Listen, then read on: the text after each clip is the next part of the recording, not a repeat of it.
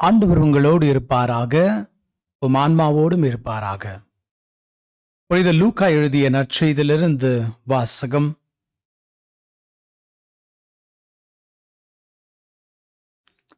அக்காலத்தில் அகஸ்து சீசர் தம் பேரரசு முழுவதும் மக்கள் தொகையை கணக்கிடுமாறு கட்டளை பிறப்பித்தார். அதன்படி சிரியா நாட்டில் குரேனி என்பவர் ஆளுநராய் இருந்தபோது முதன்முறையாக மக்கள் தொகை கணக்கிடப்பட்டது. தம் பெயரை பதிவு செய்ய அனைவரும் அவரவர் ஊருக்குச் சென்றனர். தாவீதின் வழிமரபினரான யோசேப்பும் தமக்கு மன ஒப்பந்தமான மரியாவோடு பெயரை பதிவு செய்ய கலிலேயாவிலுள்ள நாசரேத் ஊரிலிருந்து யூதேயாவிலுள்ள பெத்லஹேம் என்ற தாவீதின் ஊருக்குச் சென்றார். மரியா கருவுற்றிருந்தார். அவர்கள் அங்கிருந்த பொழுது மரியாவுக்கு பேறு காலம் வந்தது. அவர் தம் தலைமகனை பெற்றெடுத்தார். விடுதியில் அவர்களுக்கு இடம் கிடைக்கவில்லை. எனவே பிள்ளையை துணிகளில் பொதிந்து தீவன தொட்டியில் கிடத்தினார். அப்பொழுது அப்பகுதியில் உள்ள வயல்வெளியில் இடையர்கள் தங்கி இரவெல்லாம் தங்கள் கிடையை காவல் காத்து கொண்டிருந்தார்கள். திடீரென்று ஆண்டவருடைய தூதர் அவர்கள் முன் வந்து நின்றபோது ஆண்டவரின் மாட்சி அவர்களை சுற்றி ஒளிர்ந்தது. மிகுந்த அச்சம் அவர்களை ஆட்கொண்டது. வானதூதர் அவர்களிடம், அஞ்சாதீர்கள், இதோ எல்லா மக்களுக்கும் பெரும் மகிழ்ச்சியூட்டும் நற்செய்தியை உங்களுக்கு அறிவிக்கின்றேன். இன்று ஆண்டவராகிய மெஸ்ஸியா என்னும் மீட்பர் உங்களுக்காக தாவீதின் ஊரில் பிறந்திருக்கிறார். குழந்தையை துணிகளில் சுற்றி தீவன தொட்டியில் கிடத்திருப்பதை காண்பீர்கள். இதுவே உங்களுக்கு அடையாளம் என்றார். உடனே விண்ணக தூதர் பேரணி அந்த தூதருடன் சேர்ந்து, உன்னதத்தில் கடவுளுக்கு மாட்சி உரிதாகுக, உலகில் அவருக்கு உகந்தோருக்கு அமைதி உண்டாகுக என்று கடவுளை புகழ்ந்தது. வானதூதர் அவர்களை விட்டு விண்ணகம் சென்ற பின்பு இடையர்கள் ஒருவரையொருவர் நோக்கி, வாருங்கள், நாம் பெத்லகேமுக்கு போய் ஆண்டவர் நமக்கு அறிவித்திருந்த இந்த நிகழ்ச்சியை பார்ப்போம் என்று சொல்லிக்கொண்டு விரைந்து சென்று மரியாவையும் யோசேப்பையும் தீவன தொட்டியில் கிடந்திருந்த குழந்தையையும் கண்டார்கள். பின்பு அந்த குழந்தையை பற்றி தங்களுக்கு சொல்லப்பட்ட செய்தியை தெரிவித்தார்கள். அதை கேட்ட யாவரும் இடையர்கள் தங்களுக்கு சொன்னவற்றை குறித்து வியப்படைந்தனர். ஆனால் மரியா இந்நிகழ்ச்சிகளை எல்லாம் தம் உள்ளத்தில் இருத்தி சிந்தித்துக் கொண்டிருந்தார். இடையர்கள் தாங்கள் கேட்டவை கண்டவை அனைத்தையும் குறித்து கடவுளை போற்றி புகழ்ந்து பாடிக்கொண்டே திரும்பிச் சென்றார்கள். அவர்களுக்கு சொல்லப்பட்டவாறு எல்லாம் நிகழ்ந்திருந்தது. இது கிறிஸ்து வழங்கும் நற்செய்தி. கிறிஸ்துவுக்குள் பிரியமானவர்களே, முதலாவதாக உங்கள் அனைவருக்கும் கிறிஸ்து பிறப்பு பெருவிழாவின் நல்வாழ்த்துக்கள். Happy Christmas. இறைவன் பாலனேசு உங்களையும் உங்கள் குடும்பத்திலுள்ள ஒவ்வொருவரையும் ஆசீர்வதிப்பாராக. இதோ இந்த வருடத்தின் கிறிஸ்து பிறப்பின் பெருவிழாவின் எல்லா விதமான ஆசீர்வாதங்களும் வளங்களும் உங்களை தேடி வருவதாக. ஆண்டவர் உங்களை நிறைவாக ஆசீர்வதிப்பாராக. பிரியமானவர்களே, கடந்த 4-5 வருடங்களுக்கு முன்பு நான் மனநலத்தை பற்றி இன்னும் கொஞ்சம் அதிகமாக படிக்க மேற்படிப்பு செய்தேன். சைக்காலஜி என்று நாம் சொல்கின்றோம் ஆங்கிலத்தில். இந்த ஒரு சைக்காலஜியில் பார்த்தீங்கன்னா, அன்று அவர்கள் ஒரு மிக முக்கியமான நோயை பற்றி எங்களுக்கு சொல்லிக் கொடுத்து கொண்டிருந்தார்கள். மனநலத்தை குறித்த ஒரு நோய். என்ன இந்த நோய் அதுன்னு பார்த்தீங்கன்னா, அல்சைமர் என்கின்ற ஒரு நோய். என்ன இந்த அல்சைமர்னா, அதாவது மறதி. இந்த அல்சைமர் வந்தா என்ன ஆகும்னா, கொஞ்சம் கொஞ்சமா எல்லாத்தையும் மறந்துடுவாங்க. இதை பற்றி அவர்கள் வகுப்பு எடுக்கும்போது பார்த்தீங்கன்னா, ஒவ்வொரு நாளும் ஒரு வாரமா எடுத்தாங்க. இதை பற்றிய மறதி பற்றிய சில வியாதிகளை குறித்து அவர்கள் சொல்லிக் கொடுத்து கொண்டிருக்கின்றார்கள். அப்பொழுது பார்த்தீங்கன்னா, இதை பற்றிய சில காட்சிகளையும் எங்களுக்கு காட்டுனாங்க. சினிமா காட்டுறாங்க. அதை பற்றி சிந்திக்கிறோம், கேள்வி கேட்கிறோம். பார்த்தீங்கன்னா, ஒரு விதத்துல ஒரு பயமே வரக்கூடிய அளவுக்கு இந்த ஒரு நோயாக இருக்கின்றது. ஏன்னா, ஒரு மனிதன் தன்னையே எல்லாமே மறந்துருவான். யாருன்னே தெரியாது. அப்படி இருக்கும்போது பார்த்தீங்கன்னா, பிரியமானவர்களே, என் பக்கத்துல இன்னொருத்தர் இருக்கிறாரு. அவரும் ஊழியத்தில் இருக்கின்ற ஒரு சகோதரர். அவர் சொல்றாரு என்ன பார்த்து, "பார்த்தீங்களா ஃபாதர், என்ன ஒரு நோய் இது. இந்த நோய் வந்துடுச்சுன்னா எல்லாமே மறந்துடும் நம்பளுக்கு. அதனால நினைவிருக்கும் பொழுதே நாம் ஆண்டவரை தேடிச் செல்ல வேண்டும். நினைவிருக்கும் பொழுதே நாம் மனமாற்றம் அடைந்து, இதோ நல்ல பாவ சங்கீதனம் செஞ்சிடணும்." அப்படின்னு சொல்லி அவர் சொன்னார். அவர் சொன்னது பார்த்தீங்கன்னா, மிகவும் ஒப்புக்கொள்ள வேண்டிய ஒரு விஷயம்தான். அவர் சொன்ன பிறகு நானும் ஆமா இல்ல அப்படின்னு யோசிச்சுட்டு இருந்தேன்.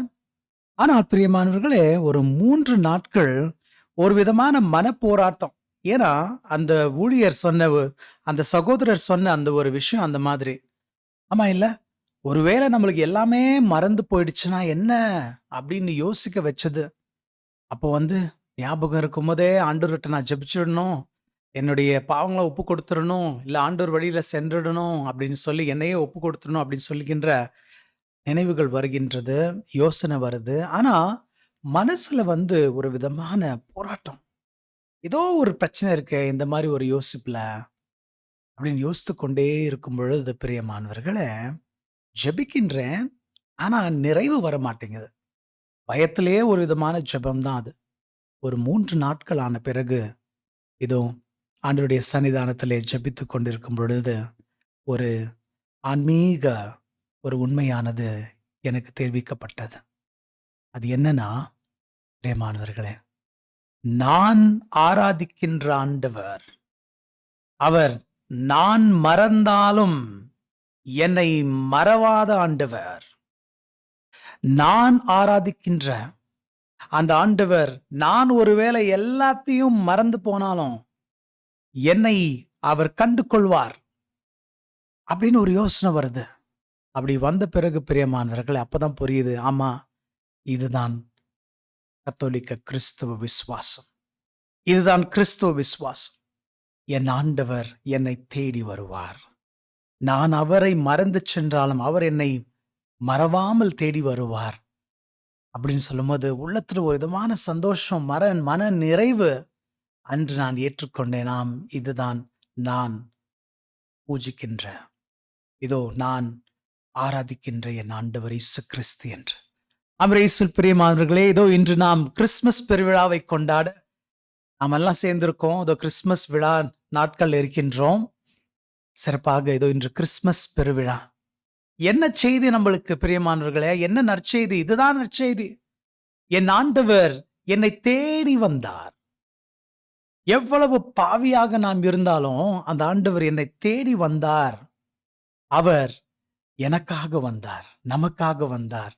நம்மை தேற்றவும் நம் பாவங்களிலிருந்து விடுவிக்கவும் வந்தார். நாம் அவரை மறந்துட்டு இருந்தோம். இஸ்ராயல் மக்கள் அவரை மறந்திருந்தார்கள்.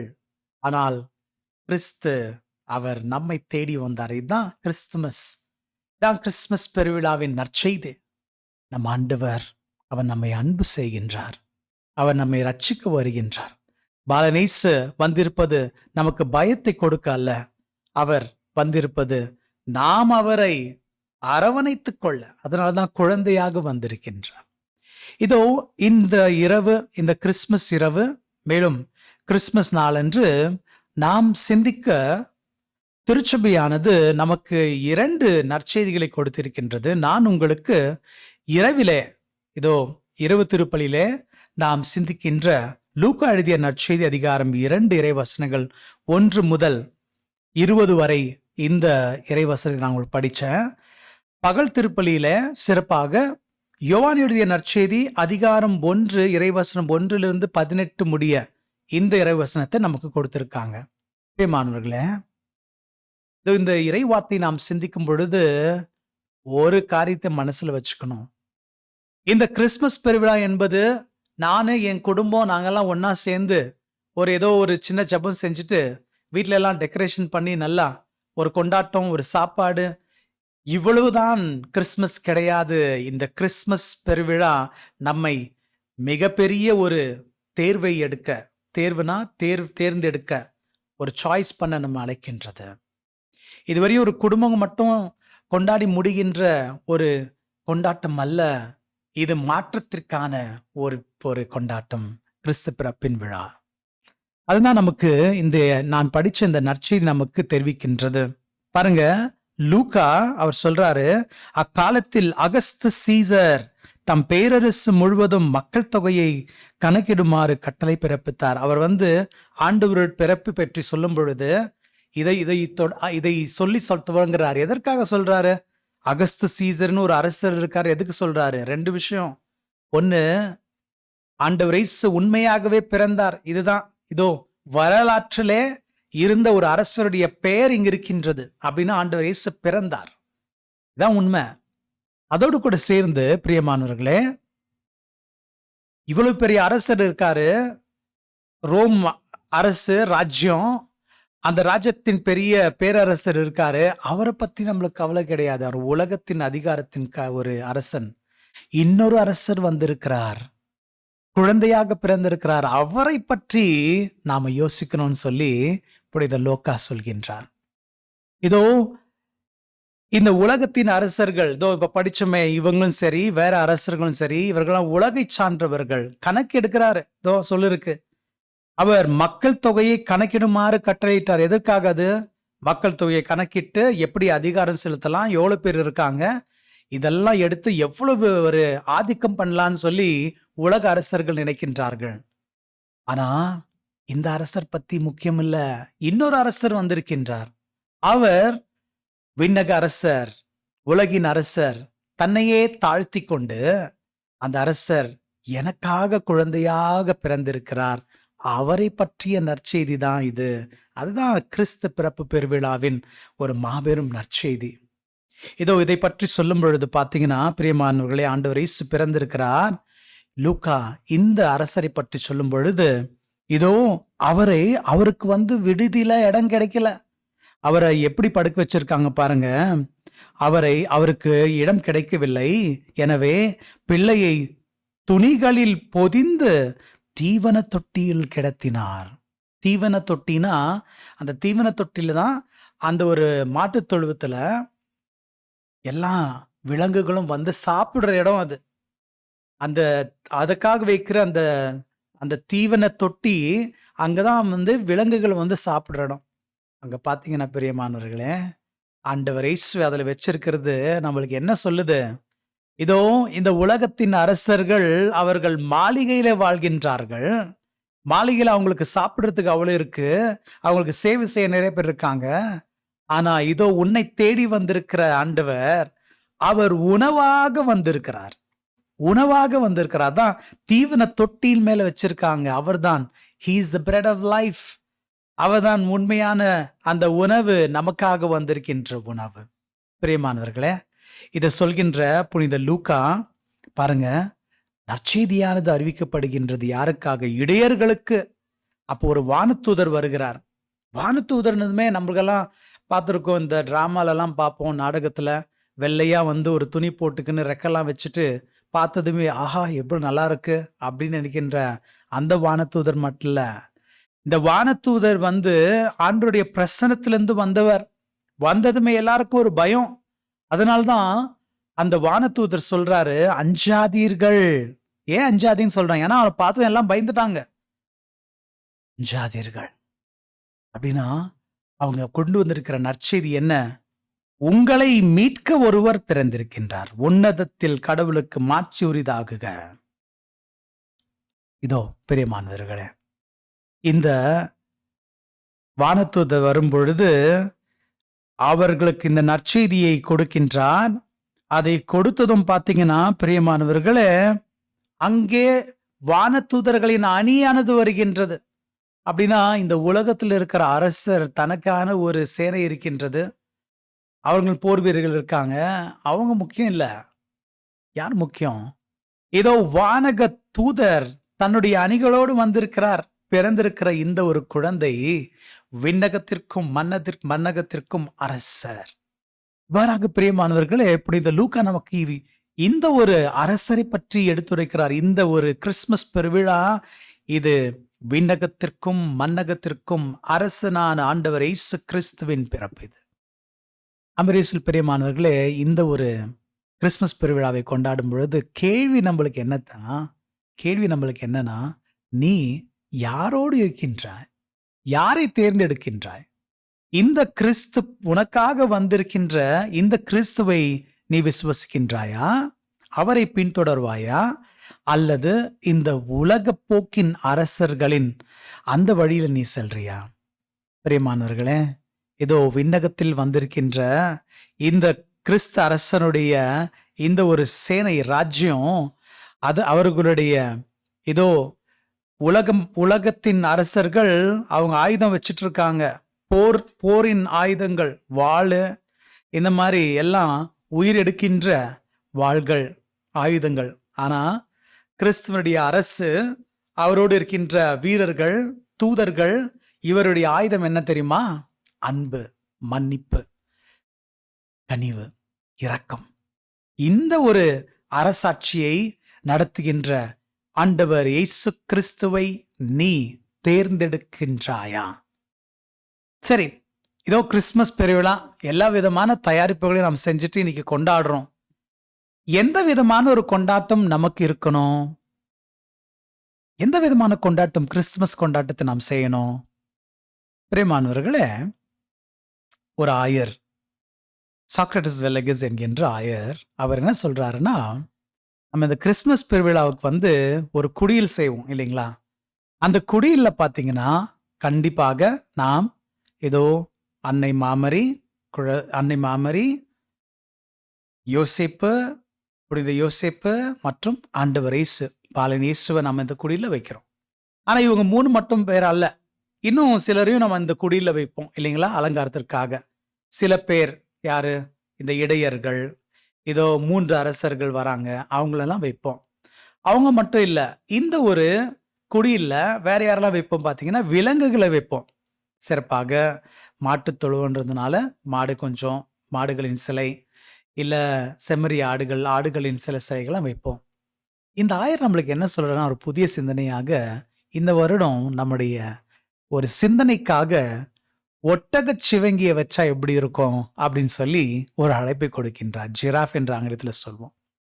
இயேசுவில் பிரியமானவர்களே, ஏன் இந்த ஒரு ஜிராஃப், ஏன் இந்த ஒட்டகச் சிவங்கி அப்படின்னா, ஆன்மீகமா நாம் இந்த வருஷம் கிறிஸ்துமஸ் பெருவிழாவை எப்படி கொண்டாடணும், எந்த விதமான தயாரிப்பு நம்ம உள்ளத்தில் இருக்கணும்னு சொல்லி இது நமக்கு எடுத்துரைக்கின்றது. ஒட்டகச் சிவங்கிக்கு சில குணங்கள் இருக்கின்றது பிரியமானவர்களே. என்ன இது அப்படின்னு பார்த்தீங்கன்னா, ஒட்டகச் சிவங்கி பிரியமானவர்களே, அதுக்கு பெரிய இதயமா, 11 கேஜி 2 அடி பெருசு இதயம். அதாவது நிலத்தில் நடக்கின்ற விலங்குகளிலே பெரிய இதயம் கொண்டது ஒட்டகச் சிவங்கி தான். இந்த கிறிஸ்துமஸ் பெருவிழாவை இன்னைக்கு நம்ம கொண்டாட, நாம் எப்படி கொண்டாடுவது என்று சிந்திக்கும் பொழுது பிரியமானவர்களே, நாம் செய்ய வேண்டியது நம் இதயங்களை பெரிதாக்கி கொள்ள வேண்டும். ஒட்டகச் சிவங்கியுடைய பெரிய இதயத்தை போல இன்று நம் இதயங்கள் இந்த கிறிஸ்துமஸ் பெருவிழாவின் அன்று பெரிதாக வேண்டும். நம்முடைய இதயங்கள் எவ்வாறாக அந்த ஆண்டவர் எனக்காக அந்த ஆண்டவருடைய இதயம் துடிக்கின்றதோ, அதே போல என்னுடைய இதயம் இறைவனுக்காக துடிக்க வேண்டும். என்னுடைய இதயத்தை நான் திறக்க வேண்டும். பிரியமானவர்களே, இதுதான் அழைப்பு. இயேசுவில் பிரியமானவர்களே, கிறிஸ்துமஸ் பெருவிழா என்பது வெறும் நம்ம வீட்டில் நம்ம செய்கின்ற இத பலகாரங்களையும் உணவையும் தின்று அந்த நாள் முடிப்பது கிடையாது. மனமாற்றத்தின் ஒரு பெருவிழா இது. என்னை தேடி அன்பு வந்திருக்குது. அந்த அன்பை என்னுடைய இதயத்தில் ஏற்றுக்கொள்ளும் ஒரு பிறப்பு தான் இந்த விழா, தான் இந்த கிறிஸ்துமஸ் பெருவிழா. ஸோ இன்று நாம் செய்ய வேண்டியது, இந்த கிறிஸ்துமஸ் பெருவிழாவின் அன்று என்னுடைய இதயத்தை மாற்றிக்கொள்ள வேண்டும், பெரிதாக்கி கொள்ள வேண்டும். குறுகிய சிந்தனைகளை விடணும். சரிங்களா பிரியமானவர்களே? இரண்டாவதாக பார்த்தீங்கன்னா, இதோ இந்த ஒட்டகச் சிவங்கி உயரமானது இல்லைங்களா?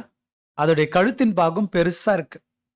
அந்த கழுத்தின் பாகம் பெருசா இருக்கிறதுனால என்ன சொல்லுவாங்கன்னா, மேலிருந்து பார்க்கும்போது எல்லாமே ஒரு புதிய பார்வையாக இருக்கின்றது. இந்த கிறிஸ்துமஸ் பெருவிழா பிரியமானவர்களே, நம்மை அழைப்பது ஒரு புதிய பார்வை நமக்கு பெற. நம்முடைய பார்வைகள் ஒரு புதிய பார்வையாக மாற்றம் பெற வேண்டும். என்ன பார்வை? இயேசுவில் பிரியமானவர்களே, உலகின் வாழ்க்கை, இந்த உலகத்துல நம்ம வாழ்வது வெறும் சந்தோஷத்தை மட்டும் அனுபவிக்க வல்ல. நிறைய பேர் நம்ம அப்படிதான் நினைக்கிறோம். இந்த உலகத்துல வந்து நான் சந்தோஷமா இருக்கணும். ஆமா, அது மிக முக்கியம், சந்தோஷமாக இருக்கணும். ஆனா வாழ்க்கையில தேவையானது வெறும் சந்தோஷம் மட்டுமல்ல பிரியமானவர்களே. வாழ்க்கையில ஒரு பொருள் வரணும், அர்த்தம் வரணும். என்னுடைய வாழ்க்கைக்கு ஒரு அர்த்தம் வரணும். அந்த அர்த்தத்தை கொடுப்பவர் யார்? ஆண்டவர் இயேசு கிறிஸ்து எனக்காக பிறந்திருக்கிறார். அவரை பின்பற்றி என்னுடைய வாழ்க்கைக்கு ஒரு பொருள், என்னுடைய வாழ்க்கைக்கு ஒரு அர்த்தத்தை பெற்றுக்கொள்ள நான் அழைக்கப்படுகின்றேன். இதுதான் கிறிஸ்மஸ். புதிய பார்வை, புதிய வழி. பழைய வழியை விட்டுட்டு புதிய வழியில செல்லணும். இதுதான் நம்முடைய அழைப்பு. கடைசியாக பிரியமானவர்களே, இதோ இந்த கிறிஸ்துமஸ் பெருவிழாவை நாம் எவ்வாறாக கொண்டாடணும், எந்த விதமான ஒரு மனமாற்றம் தேவை என்று சிந்திக்கும் பொழுது, ஒட்டகச் சிவிங்கியை வச்சு நாம் வந்து ஒரு சிந்தனை பண்ணிட்டு இருக்கோம். ஒட்டகச் சிவிங்கி பிரியமானவர்களே, அது தான் இருக்கின்ற தன்னுடைய இனத்தோடு மட்டுமல்ல, வேறு இனத்தோடு கூட சேர்ந்து வாழக்கூடிய ஒரு குணத்தை பெற்றிருக்கான். அப்படின்னா ஒட்டகச் சிவிங்கிகளோடு மட்டும் அது வாழல, அது மான்களோடும் கூட வாழலாம், வேற விலங்குகளோடு கூட அது வாழக்கூடிய திறமையை கொண்டதான். கிறிஸ்துமஸ் பெருவிழா பிரியமானவர்களே, இது உறவின் பெருவிழா. இந்த உறவின் பெருவிழாவின் போது இதோ இப்போ இந்த ஒரு காலகட்டத்துக்கு நமக்கு தேவை என்னன்னா, நான் என் இனம் என் குடும்பம் அப்படி நினைப்பது கிடையாது. ஆண்டவர் இயேசு கிறிஸ்து வந்தது உலகின் மீட்பிற்காக. அப்படின்னா எல்லாரையும் அரவணைக்கணும், எல்லாருக்கூடயும் சேரணும். கிறிஸ்துவனுடைய அன்பை பறைசாற்ற வேண்டும், கிறிஸ்துவனுடைய வாழ்வை வாழ வேண்டும். இயேசுவில் பிரியமானவர்களே, இந்த கிறிஸ்துமஸ் பெருவிழாவின் போது சிறப்பாக ஒற்றுமையை நாம் கடைபிடிக்கணும், ஒற்றுமையை ஏற்றுக்கொள்ள வேண்டும். இயேசுவில் பிரியமானவர்களே, பலவிதமான பிரிவினைகள் இப்பொழுது, இந்த பிரிவினைகள் எல்லாம் ஆண்டவர் இயேசு தள்ளி வச்சுட்டு எல்லாரையும் சேர்க்கிறாரு. எல்லாரும் வாங்க, எல்லாம் சேர்ந்து செய்யலாம், எல்லாம் சேர்ந்து வாழும். உறவுகளை மேம்படுத்தக்கூடிய ஒரு அருமையான அர்த்தம் கொண்ட, பொருள் கொண்ட ஒரு பெருவிழா தான் இந்த கிறிஸ்துமஸ் பெருவிழா. இயேசுவில் பிரியமானவர்களே, சிறப்பாக ஒற்றுமை பத்தி நாம் நினைக்கும் பொழுது, இந்த கிறிஸ்துமஸ் பெருவிழாவிற்கான எதிரான ஒரு பாவம் இருக்குது. அந்த பாவத்தை நாம கொஞ்சம் கொஞ்சமா விட்டுடணும். இந்த கிறிஸ்துமஸ் பெருவிழாவுக்கு எதிரான ஒரு பாவம், அது என்ன பாவம்?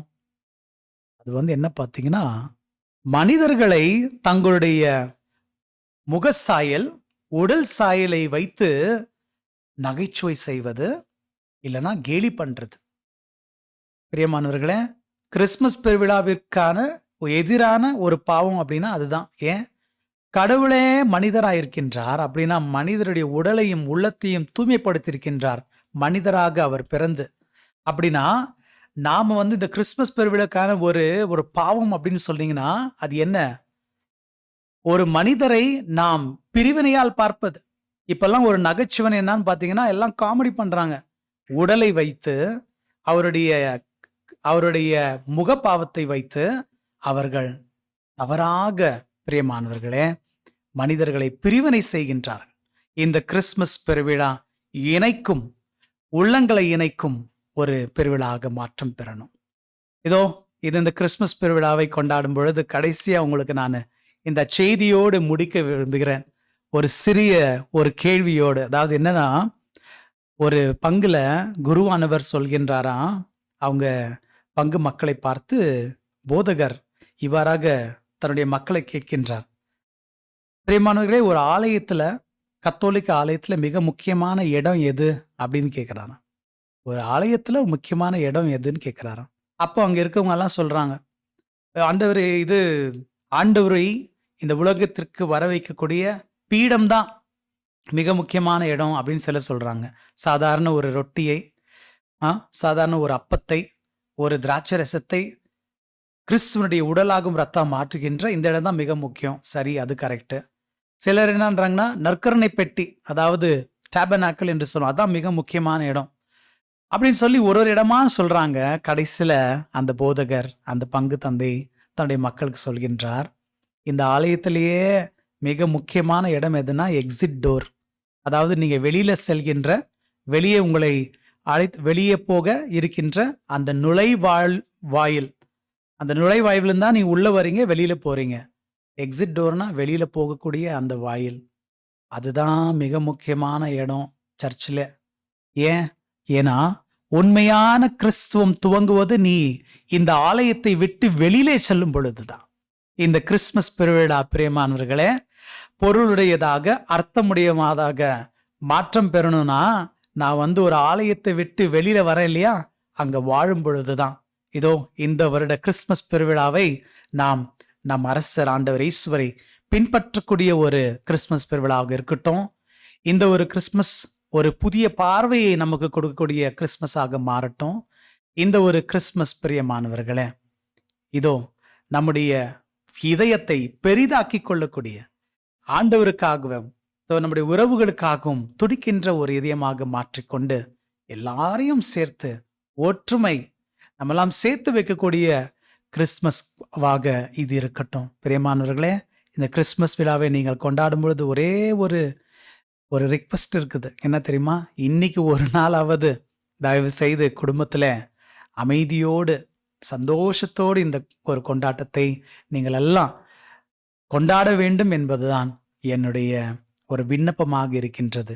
இந்த வருடத்தின் கிறிஸ்துமஸ் உங்கள் அனைவருக்கும் கிறிஸ்துவை கண்டு கொள்ளக்கூடிய, அன்பை கண்டு கொள்ளக்கூடிய, இறைவனுடைய எல்லா வளத்தையும் பெற்றுக்கொள்ளக்கூடிய ஒரு கிறிஸ்துமஸாக மாற்றம் பெற வேண்டும் என்று உங்களுக்காக நான் ஜெபிக்கின்றேன். எல்லாம் வல்ல இறைவன் உங்களை ஆசீர்வதிப்பாராக.